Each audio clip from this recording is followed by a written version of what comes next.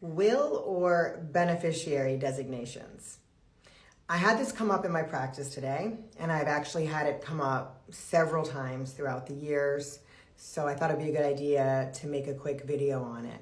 So oftentimes I will have people come into my office wanting to put together a modest estate plan. They really don't want to get a trust. They want to just list a child as a beneficiary on their accounts. Oftentimes this is also called a POD, payable on death designation, or a TOD, transfer on death designation.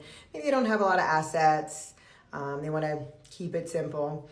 So what they ask me to do is put a will in place that distributes their assets amongst their children. Let's say in this particular example, this client had 3 children. So they want their bank account, their investment account, their life insurance, the few things that they own, they want them to go equally to their 3 children.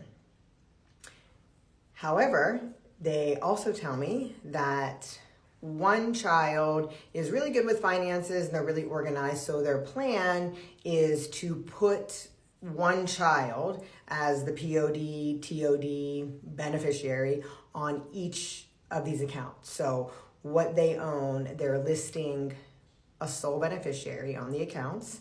They're doing that so that the account does not have to go through probate. So points for that, because that is smart. But the beneficiary designation is in essence conflicting with the will, because in the will, they want everything to be divided equally between their 3 children. So the key thing to realize in this scenario is that beneficiary designations, TODs, PODs, things like this, trump the will. So if you put a beneficiary or a POD or a TOD on an account, legally that account is theirs when you pass away.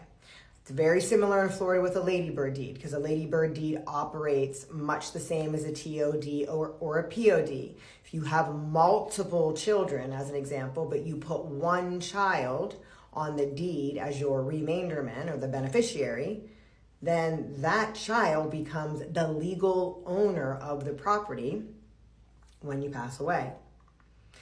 Now, sure, you can provide direction to that child and say, this is what I want you to do. I want you to sell the home, or I want you to divide the bank account between your siblings. But there's no legal requirement for them to do so, even if it's in a will. So it doesn't make it so that they have to follow your wishes just because you put it in the will. Because the actual beneficiary designation, the POD, the TOD, is going to trump what you have in the will. That ownership under the POD or the TOD becomes immediate when the account holder passes away. So the will holds no weight in that, and is really just going to be for decoration at that point. So keep this in mind. And I get it. A lot of times I hear people say, look, I really trust my one daughter, my one son, my friend, whoever it is. I know they're going to do the right thing. Okay, it's totally up to you. It's your estate plan. But I've also had people tell me frequently that, they thought because it was in the will, they had to do it. So that's not the case. They don't have to do it because it's in the will. They can do it because it was your wish, and out of the goodness of their heart, they should do it.